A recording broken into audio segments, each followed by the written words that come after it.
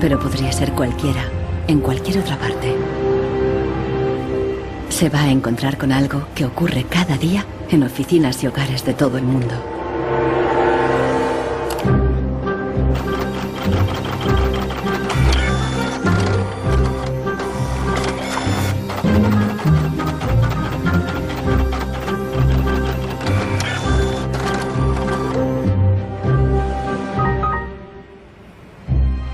Una pieza de la impresora ha fallado y el fabricante recomienda llevarla al servicio técnico. El meu tècnic fa un diagnòstic previ, pero aquest diagnòstic ja son 15 euros més IVA. Seguramente será difícil encontrar las piezas para poder repararla. Realment, reparar-la no li surt molt a compte. Que reparar-la parlem d'uns 110, 120 euros. Tienes impresoras desde 39 euros. Jo t'aconsellaria que miressis impressores noves. Així que, sens dubte, jo em compraria una nova, No es casualidad que los tres vendedores sugieran comprar una nueva impresora. Si acepta, Marco será una víctima más de la obsolescencia programada, el motor secreto de nuestra sociedad de consumo. Our role in life seems to be just to consume things with credit, to borrow money to buy things we don't need. Nous vivons dans une société dominée par une économie de croissance dont la logique est non pas croître pour satisfaire les besoins, mais croître pour croître. So if the consumer does not purchase, the economy is not going to grow. Planned obsolescence. The desire on the part of a consumer to own something a little newer, a little sooner than is necessary. En este documental revelaremos cómo la obsolescencia programada ha definido nuestras vidas desde los años 20, cuando los fabricantes empezaron a acortar la vida de los productos para aumentar las ventas. Also hat man sich gedacht, dann beschränken wir einfach die Lebensdauer auf 1000 Stunden. Descubriremos que diseñadores e ingenieros se vieron forzados a adoptar nuevos valores y objetivos. Was back to the drawing board and come out with something that was more fragile. They time those things. They time them. So when you finally paid for them, they're used up. Conoceremos una nueva generación de consumidores que está llevando la contraria a los fabricantes.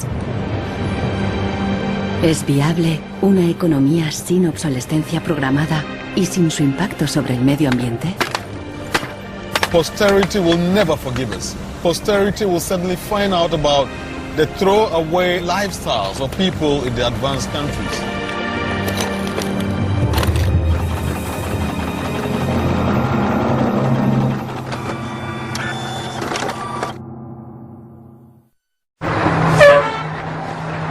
Welcome to Livermore, California, home of the longest burning light bulb in the world. My name's Lynn Owens, and I am chairman of the Light Bulb Committee. It was in 1972 when we discovered that the light bulb that was hanging in the fire station was a significant light bulb.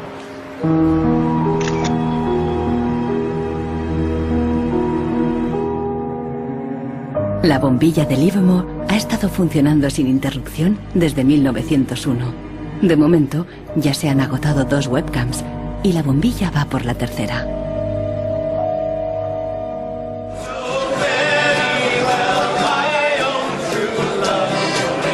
En 2001, cuando la bombilla cumplió un siglo, Livermore organizó una gran fiesta de cumpleaños al estilo americano. I think we were hoping if we would get 200 people we'd be happy, and we ended up with 800 or 900 people showing up. One nation, under God, indivisible, with liberty and justice. Do you think that anybody would sing happy birthday to a light bulb? Well, we didn't think they would, but they did.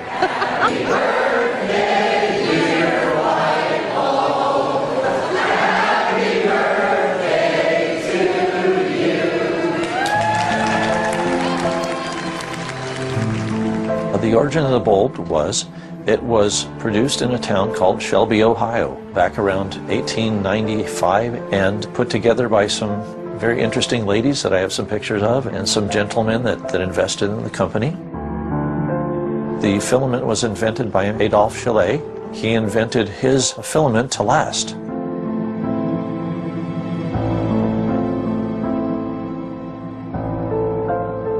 Why does his filament last? I don't know.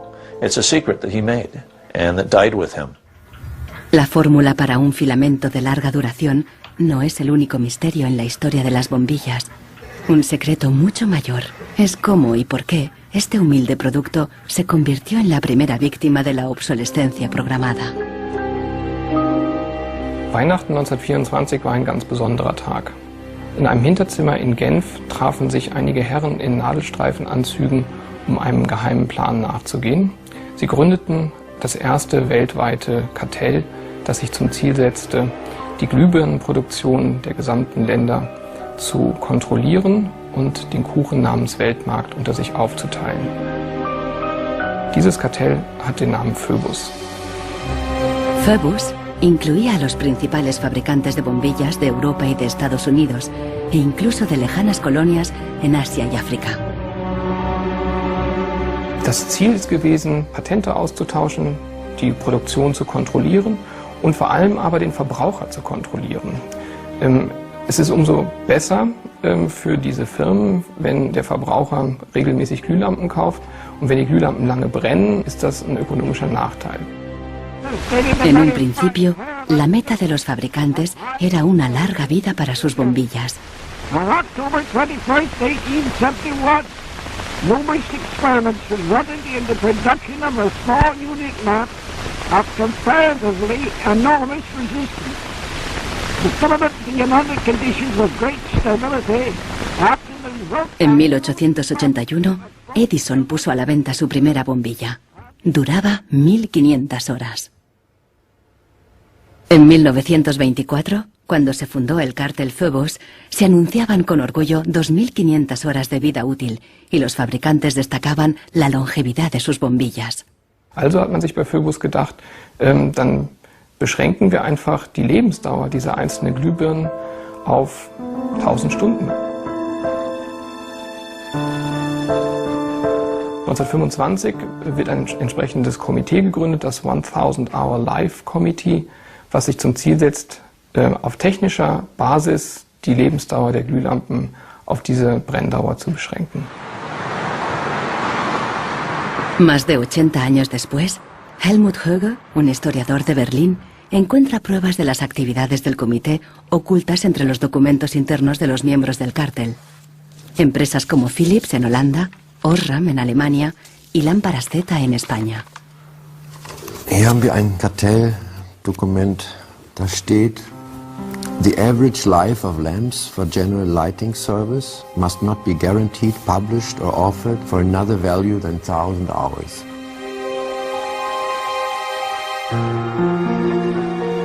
Presionados por el cártel, los fabricantes realizaron experimentos para crear una bombilla más frágil que cumpliera con la nueva norma de las 1000 horas.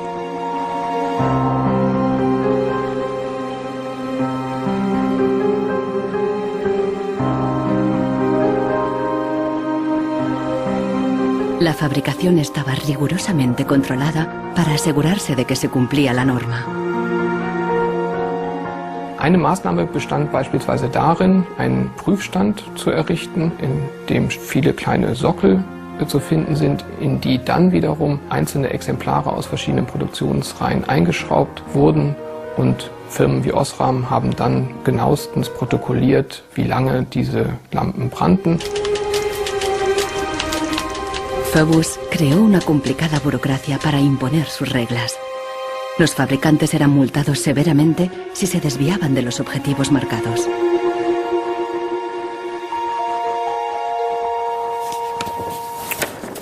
Hier haben wir eine Straftabelle aus dem Jahr 1929, die genau zeigt, wie viel Schweizer Franken Strafe für 1000 verkaufte Glühbirnen die Mitglieder des Kartells zahlen müssen, wenn die Lampen länger halten als zum Beispiel 1500 Stunden.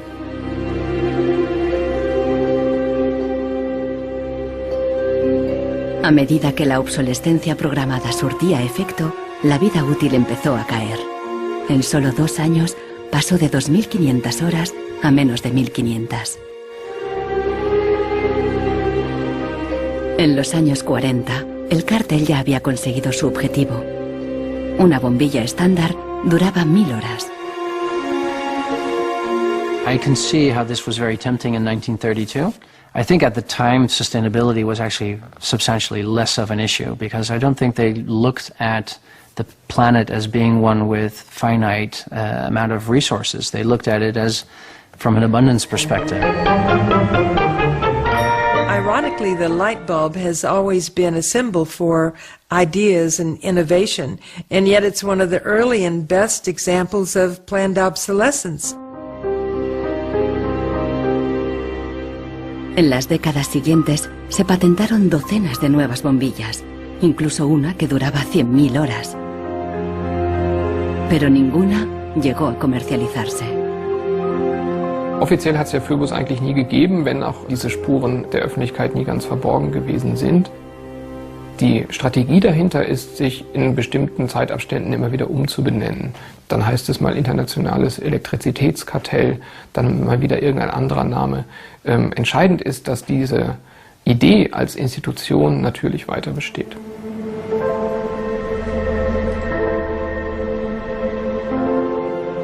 En Barcelona, Marcos ha ignorado el consejo de los vendedores de reemplazar la impresora. Está decidido a repararla y ha encontrado a alguien en Internet que ha descubierto qué le ocurre a su impresora. It's the dirty little secret of inkjet printers. I tried to print a document and it said parts inside your printer require replacement, so I decided to do a little servicing of my own. Hello, Marcos. I got your message. Marcos ha contactado con el autor del video. How are you?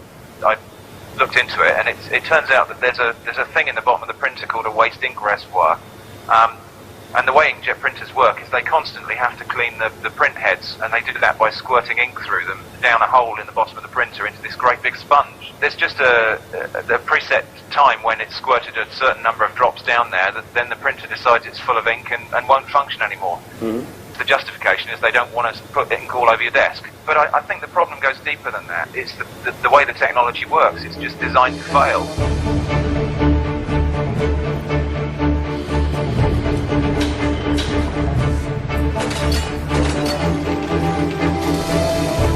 La obsolescencia programada surgió al mismo tiempo que la producción en masa y la sociedad de consumo. The whole issue with products being made to last less long is part of a whole pattern that began in the Industrial Revolution when the new machines were producing goods so much more cheaply, which was a great thing for consumers, but consumers couldn't keep up with the machines. There was so much production. Ya en 1928, una influente revista de publicidad advertía: un artículo que no se desgasta es una tragedia para los negocios. De hecho, con la producción en masa bajaron los precios y los productos fueron más asequibles.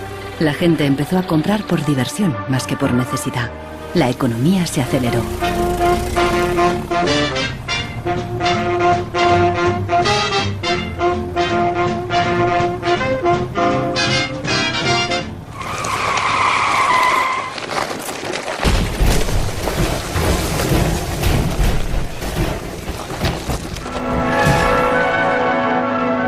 En 1929, la crisis de Wall Street frenó en seco la incipiente sociedad de consumo y llevó a los Estados Unidos a una profunda recesión económica.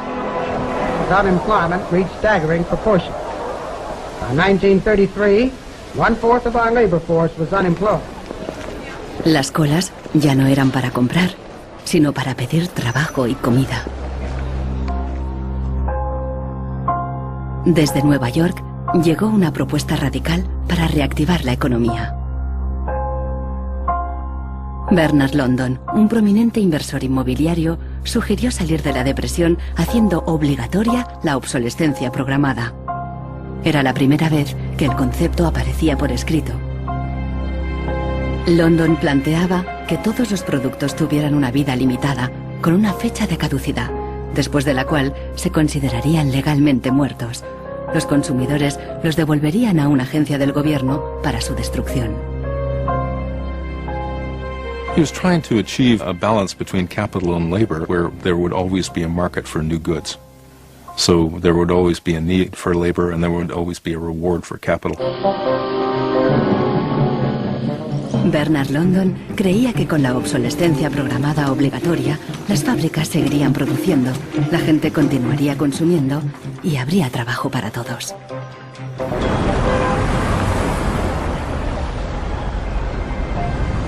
Giles Slade está en Nueva York para saber más sobre la persona que hay detrás de la idea. Se pregunta si con la obsolescencia, Bernard London pretendía maximizar los beneficios o bien ayudar a los parados. Dorothea Weitzner conoció a Bernard London en los años 30 durante una excursión familiar. Don't tell me which one he is. And let's see. Ah, isn't that interesting? Yes. Definitely intellectual looking. And you met Bernard London in 1933. When I was about 16, 17, my dad and mother had this big Cadillac car, which was the size of a Zeppelin. Mother was driving like a chauffeur. Dad was in the front, and Mr. and Mrs. London were in the back of the big limousine. Dad said that Mr. London should explain his philosophy to me. He's a very interesting man. And he just told me in a few words that that was his idea to reduce the depression. We were in an economic mess, worse than today even. I was obsessed with this idea. Like an artist is utterly obsessed with his paintings, you know. He actually whispered to me in the car, afraid that his theory might be too radical. De hecho, la idea de Bernard London pasó inadvertida y la obsolescencia obligatoria nunca se puso en práctica.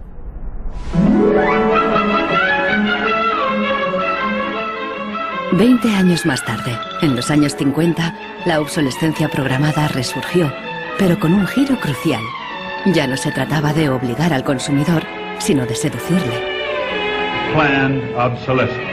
The desire on the part of a consumer to own something a little newer, a little better, a little sooner than is necessary. We certainly in America and by now... Esta es la voz de Brooks Stevens, el apóstol de la obsolescencia programada en la América de la posguerra. Este elegante diseñador industrial creó desde electrodomésticos hasta coches y trenes, contando siempre con la obsolescencia programada. A tono con la época, los diseños de Brooks Stevens transmitían velocidad y modernidad. Hasta su casa era inusual. This is the home that my father designed and that I grew up in. When it was being built out in the suburbs, everybody thought it was going to be the new Greyhound bus station because it did not look like a traditional home. One of the most important things that my father felt always in designing a product is that it made a statement. He detested products that were bland and really did not, create any desire within the consumer to inspire the purchase.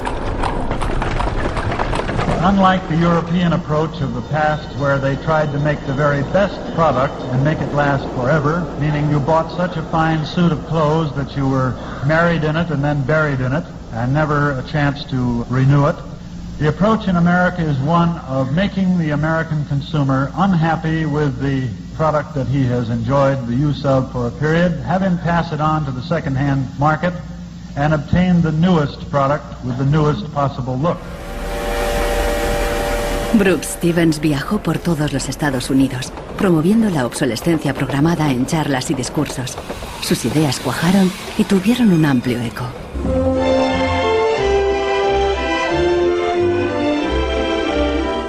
Women and men alike are increasingly interested in the look of things. They eagerly give their attention to what's new and beautiful and advanced. El diseño y el marketing seducían al consumidor para que deseara siempre el último modelo. My father never designed a product to intentionally fail or become obsolete for some functional reason in a short period of time. Planned obsolescence is absolutely at the consumer's discretion. No one is forcing the consumer to go into the store and purchase a product. They go in under their own free will. That's their choice.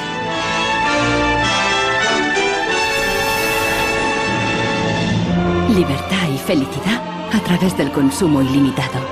El estilo de vida americano de los años 50 sentó las bases de la sociedad de consumo actual.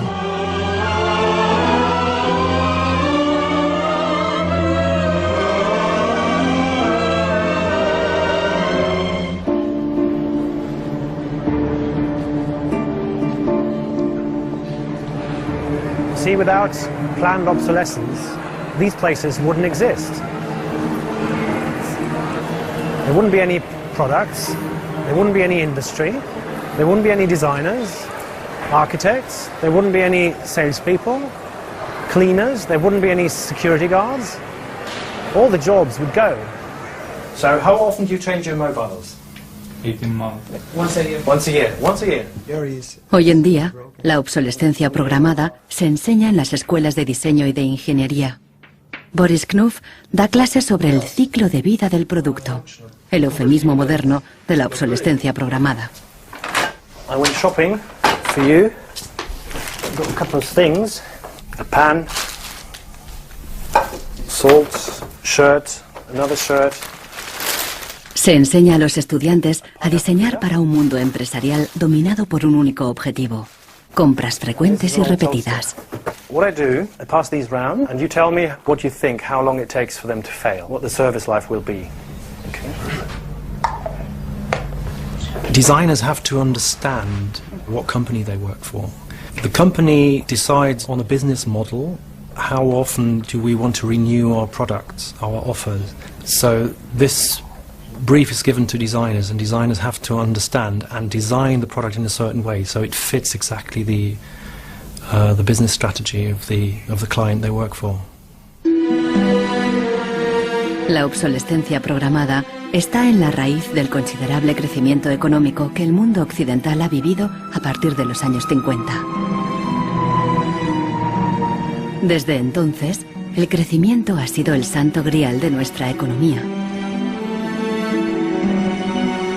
Nous vivons dans une société de croissance dont la logique est non pas croître pour satisfaire les besoins, mais croître pour croître, croître à l'infini, faire croître sans limite la production et pour justifier cette croissance de la production, faire croître sans limite la consommation. Serge Latouche, un destacado crítico de la sociedad del crecimiento, escribe a menudo sobre sus mecanismos. Au fond, il y a trois instruments fondamentaux qui sont la publicité, l'obsolescence programmée et le crédit.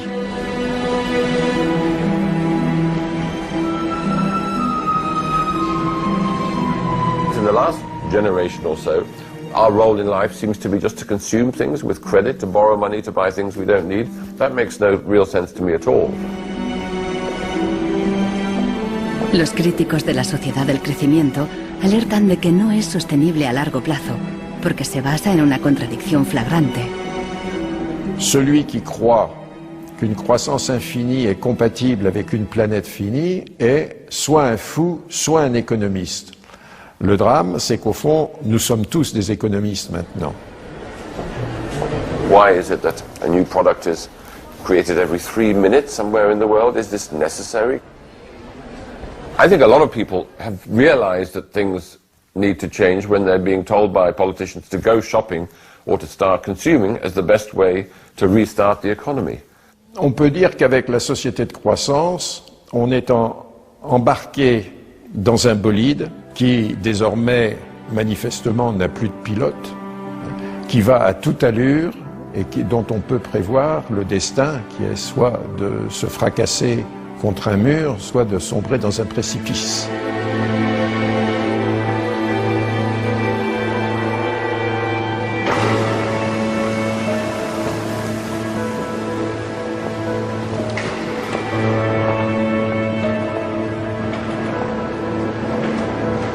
Consultando manuales de instrucciones, Marcos se da cuenta de que los ingenieros determinan la vida útil de muchas impresoras al diseñarlas.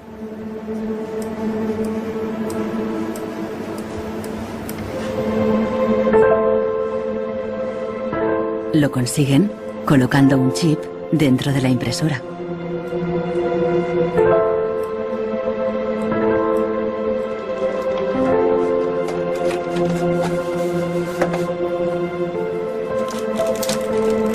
I he trobat el xip, que és una EEPROM, que és un xip on es guarda una compta d'impressions.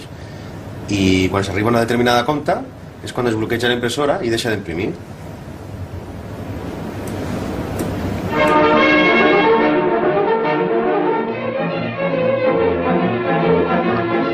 ¿Qué opinan los ingenieros cuando tienen que diseñar un producto para que falle? El dilema se refleja en un clásico del cine británico de 1951, donde un joven químico inventa un hilo que no se desgasta nunca. El químico cree que ha conseguido un gran progreso.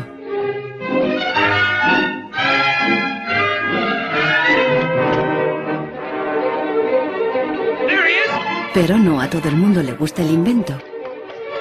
Y al poco le persiguen no tan solo los dueños de la fábrica, sino también los obreros, que temen por sus empleos. Well, that's really interesting, and it reminds me of something that actually happened in the textile industry. En 1940, el gigante químico DuPont presentó una fibra sintética revolucionaria, el nylon. Para las mujeres, las medias duraderas eran un gran progreso, pero la alegría duró poco. My father worked for DuPont before and after the war in the nylon division, and he told me a story about how when nylon first came out and they were trying it out for use in stockings, the men in his division were asked to take these stockings home for their wives and girlfriends to try out. My father brought them home to my mother, and she was delighted with the first products because they were so sturdy. Los químicos de DuPont tenían motivos para estar orgullosos. Incluso los hombres admiraban la resistencia de las medias de nylon. The problem was they lasted too long. The women were very happy with the fact that they didn't get runners in them. Unfortunately, this meant that the companies producing the stockings were not going to sell very many. DuPont dio nuevas instrucciones al padre de Nichols Fox y sus colegas. For the men in his division, it was back to the drawing board to try to make the fibers weaker and come out with something that was more fragile and would run so that the stockings wouldn't last as long. Los mismos químicos que habían aplicado todo su saber para crear un nylon duradero siguieron la corriente de la época y lo hicieron más frágil. Ese hilo eterno desapareció de las fábricas, igual que en el cine. We need control of this discovery. Complete control. If you want twice the amount in that contract, we will pay it. $250,000. To suppress it. Yes. ¿Qué opinaban los químicos de DuPont de reducir la vida de un producto deliberadamente? Must have been frustrating for the engineers to have to use their skills to make an inferior product after they'd tried so hard to make a good product.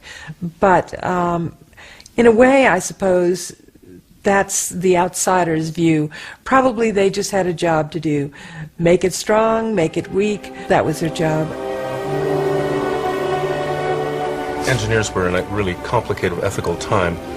This confrontation with planned obsolescence provoked them to examine their most basic ethical concepts.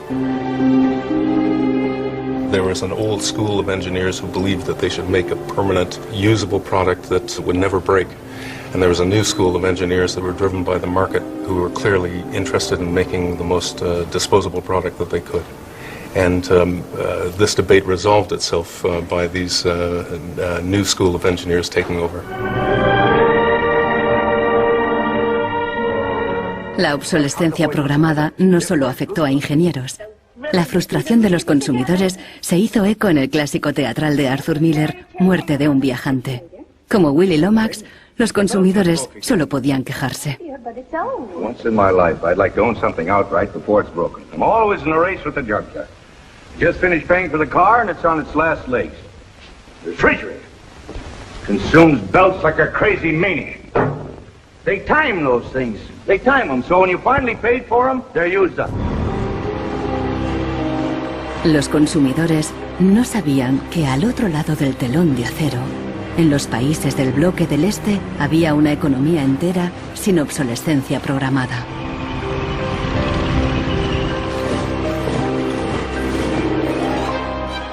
La economía comunista no se basaba en el libre mercado, sino que estaba planificada por el Estado.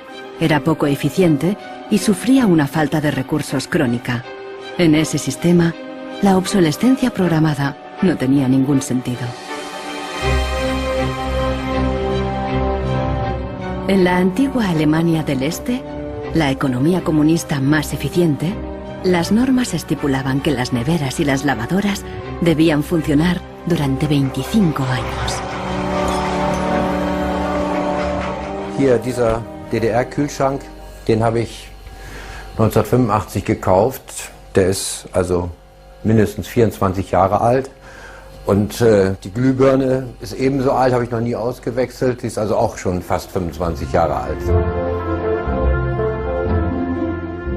En 1981, una fábrica de Berlín Este empezó a producir una bombilla de larga duración. La presentaron en una feria internacional en busca de compradores occidentales.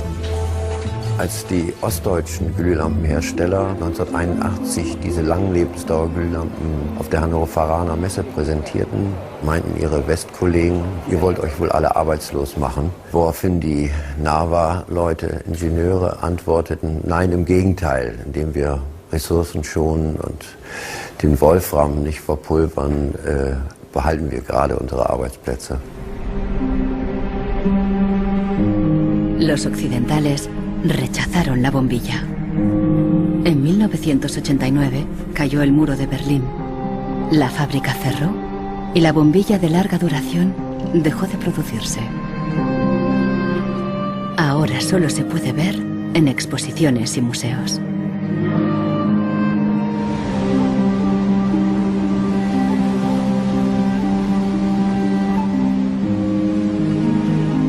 Veinte años después de la caída del muro de Berlín, el consumismo desenfrenado se da tanto en el este como en el oeste.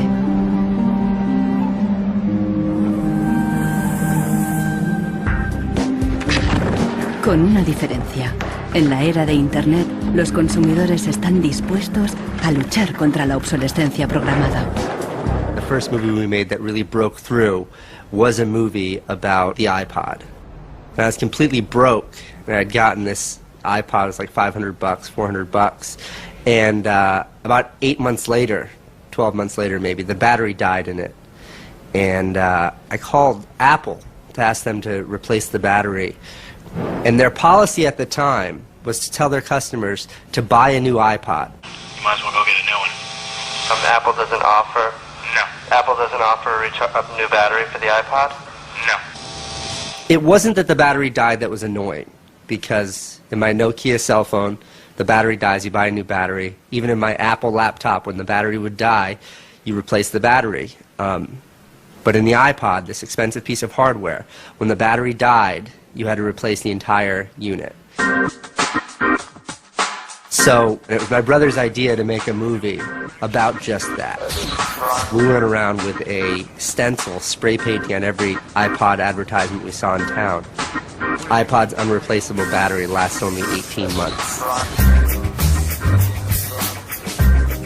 We put the video on our own little site, iPodsDirtySecret.com. In the first month, 6 weeks, it was at 5-6 million views, and the site went absolutely bananas. Una abogada de San Francisco, Elizabeth Pritzker, oyó hablar del vídeo y decidió demandar a Apple por el tema de la batería del iPod. Medio siglo después del caso del cártel, la obsolescencia programada llegaba de nuevo a los tribunales. When we brought this litigation, this was 2 years after the iPod was introduced, Apple had sold about 3 million iPods nationwide in the United States. Buena parte de esos iPods tenían problemas con la batería y sus propietarios estaban dispuestos a ir a los tribunales. Uno de ellos era Andrew Westley. We selected from amongst the consumers who had called us individuals who would serve as representatives in a class action.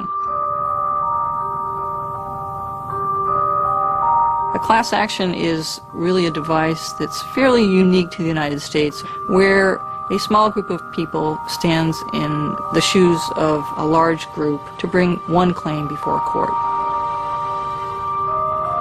My role in that case was as class representative on behalf of thousands, maybe tens of thousands of people. The case came to be known as Wesley versus Apple. When my friends and family learned that this was a major case, they thought I was, becoming a radical. Here I am going to sue, I was the next Aaron Brockovich. En diciembre de 2003, Elizabeth Pritzker presentó la querella ante el Tribunal del Condado de San Mateo, a un tiro de piedra de la sede central de Apple. We asked Apple for a number of technical documents regarding the battery life in the iPod, and we received a lot of technical data about the battery design, about the testing of the battery, and learned through that discovery that the type of the lithium battery that was contained within this iPod was designed, by design, to really only have a short period of life. I do think that Apple's development of the iPod was intended to be one of planned obsolescence. Después de meses de tensión, las dos partes llegaron a un acuerdo. Apple creó un servicio de recambio y prolongó la garantía a 2 años. Los querellantes recibieron una compensación. One thing that really bothers me personally is that Apple really promotes itself as a young, hip, forward-thinking company, and for a company like that not to have a good environmental policy that allows consumers to return products for proper recycling and disposal really is really counterintuitive and counter to their message.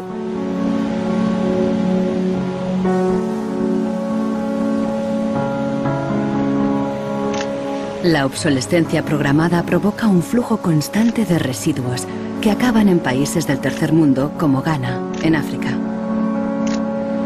It's been between 8 and 9 years now when I noticed that loads and loads of containers were coming to this country with electronic waste. We're talking about end-of-life computers, end-of-life television sets, which nobody wants in the developed countries. Un tratado internacional prohíbe enviar residuos electrónicos al tercer mundo. Pero los mercaderes usan un simple truco: declararlos productos de segunda mano.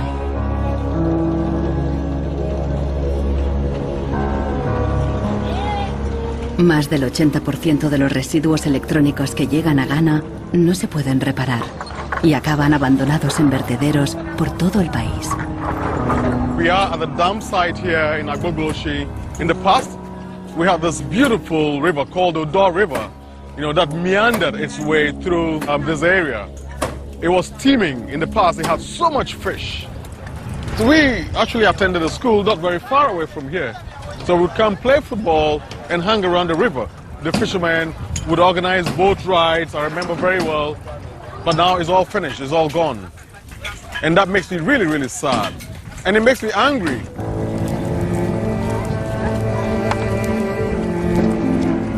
Hoy en día, aquí no hay niños jugando después de clase. En su lugar, jóvenes de familias pobres vienen a buscar chatarra. Queman la funda de plástico de los cables para obtener el metal que llevan dentro.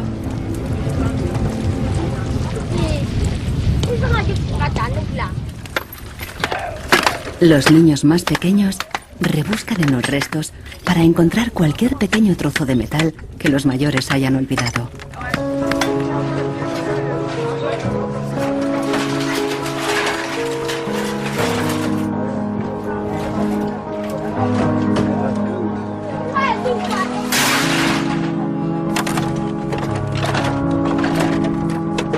Those behind the shipments have said that, well, we're trying to bridge the digital divide between Europe, America, and then the rest of Africa and Ghana, of course. But the reality is that these computers that are sent here simply do not work. There's no point in receiving electronic waste when you cannot deal with it, more so when you did not produce it and your country is being used as the world's trash bin.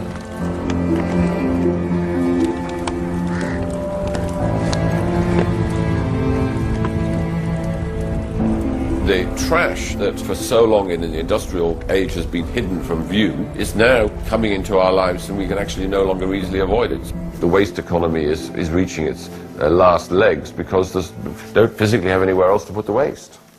I think in the course of time we've come to realize that the planet that we're living on cannot sustain that forever. There's a limit to natural resources, and there's a limit to energy resources that we have.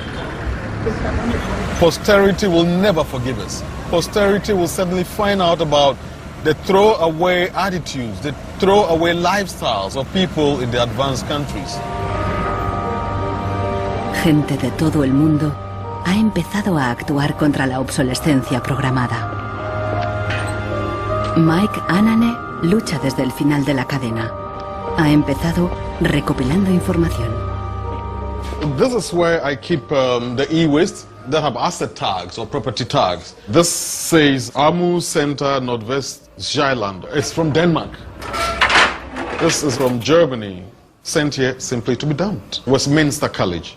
Apple should know better. It's a company that claims to be so green. There's a lot of Apple products that are being dumped here. I have a database that contain the asset tags, the contact addresses, telephone numbers of the companies that owned the electronic waste that have been dumped in Ghana. Mike piensa convertir esta información en pruebas para una denuncia ante un tribunal. We need to take some action, some punitive measure. We need to sue people so they stop dumping e-waste in Ghana.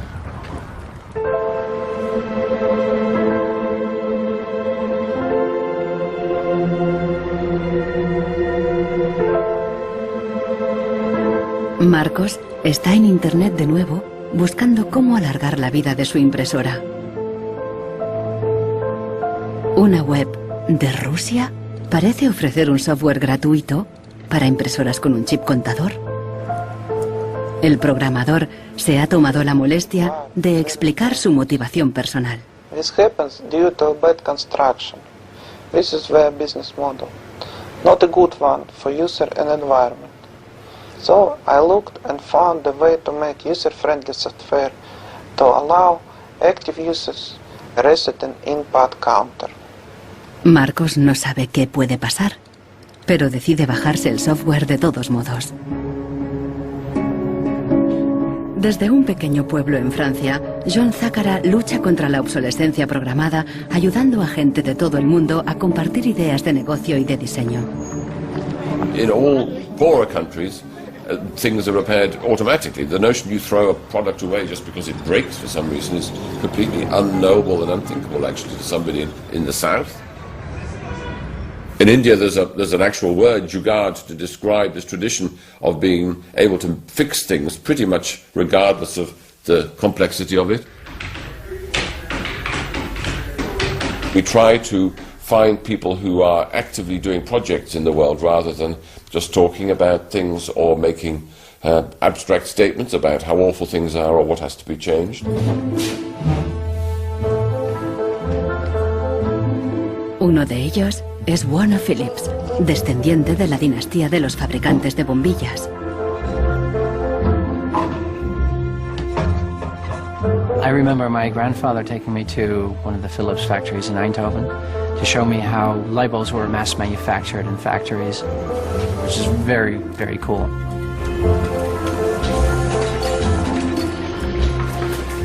Casi un siglo después del cártel de la bombilla, Warner Phillips sigue la tradición familiar, pero con una perspectiva diferente. Fabrica una bombilla LED que dura 25 años. It's not like there's a green world and there is a business world. I think business and sustainability go hand in hand. It's actually the best basis to build a business on. And the only really real way to do that, I believe, is to factor in the true costs of the resources that have been used, but you also look at the energy consumption, you also look at the indirect energy consumption of transportation. Si on faisait vraiment payer aux transporteurs le coût réel du transport, sans parler du fait que le pétrole est une ressource non renouvelable et pour lequel on n'a pas vraiment de substitut, je dirais que le prix du transport devrait être multiplié par 20 ou 30. If you factor all of that into every product that you manufacture, then there will be huge incentives for manufacturers and entrepreneurs all over the planet to make products that last forever. También se puede luchar contra la obsolescencia programada replanteando la ingeniería y la producción de los productos. Un concepto nuevo, de la cuna a la cuna. Afirma que si las fábricas funcionaran como la naturaleza, la propia obsolescencia quedaría obsoleta. Wenn man über Umweltschutz redet, meint man bei uns immer sparen, verzichten, vermeiden, reduzieren, Nullabfall, weniger schädlich. Wenn man sich die Natur aber im Frühling anschaut, ein Kirschbaum, kein Sparen, kein Verzichten, kein Vermeiden. El ciclo natural produce en abundancia, pero las flores caídas y las hojas secas no son residuos, sino nutrientes para otros organismos. Die Natur kennt keine Abfälle, sondern sie kennt nur Nährstoffe. Braungart cree que la industria puede imitar el ciclo virtuoso de la naturaleza. Y lo demostró al rediseñar el proceso de producción de una fábrica textil suiza.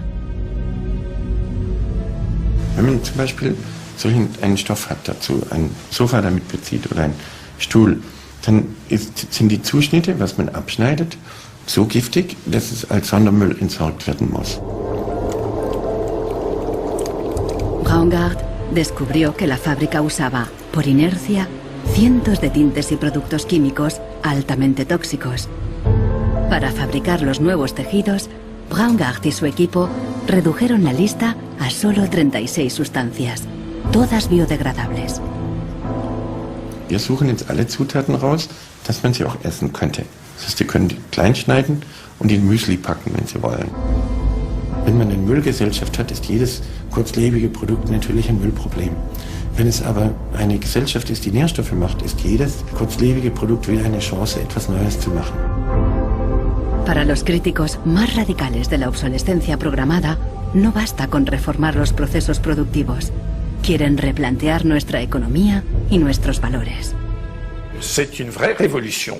C'est d'abord une révolution culturelle, parce que c'est un changement de paradigme, c'est un changement de mentalité. Esta revolución se llama decrecimiento. Serge Latouche viaja de charla en charla explicando cómo abandonar la sociedad de crecimiento definitivamente. La décroissance, c'est un slogan provocateur qui a pour fonction de rompre avec le discours un peu euphorisant de la croissance possible, infinie, soutenable, et donc pour marquer la nécessité de changer de logique. L'essentiel du programme, en quelque sorte de la décroissance, tient en un mot réduire. Réduire notre empreinte écologique, réduire nos gaspillages, notre surproduction, notre surconsommation. Réduisant la consommation, en réduisant la production, mais en libérant du temps libre, on peut développer d'autres formes de richesse qui ont l'avantage d'être, de ne pas s'épuiser quand on les consomme, comme l'amitié, le savoir. We increasingly rely on objects to give us a sense of self-esteem and identity. It's partly the consequence of the breakdown of things that used to give us identity, like membership of a community or relationship to the land, or all sorts of soft and social things which have been replaced by consumerism. Si le bonheur dépendait du niveau de consommation, on devrait être dans la félicité absolue, parce que nous consommons 26 fois plus que du temps de Marx, mais toutes les enquêtes montrent que les gens ne sont pas 20 fois plus heureux, parce que le bonheur est toujours quelque chose de subjectif, évidemment. Los críticos del decrecimiento temen que destruirá la economía y nos llevará de vuelta a la edad de piedra. Revenir à une société soutenable, c'est-à-dire une société dont l'empreinte écologique ne dépasse pas une planète, eh bien, ça n'est pas revenir à l'âge de pierre, c'est revenir, toutes choses égales d'ailleurs, pour un pays comme la France, aux années 60. Ça n'est pas vraiment l'âge de pierre. On peut dire que la société de décroissance réalise la vision de Gandhi qui disait le monde est assez grand pour satisfaire les besoins de tous, mais il sera toujours trop petit pour satisfaire l'avidité de quelques-uns.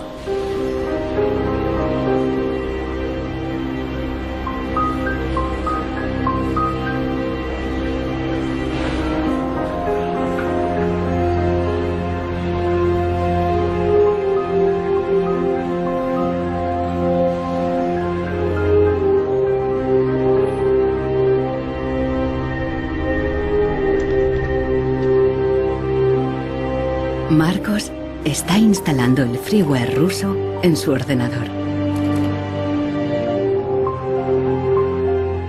Con el nuevo programa, puede poner a cero el chip contador de la impresora. La impresora se desbloquea inmediatamente.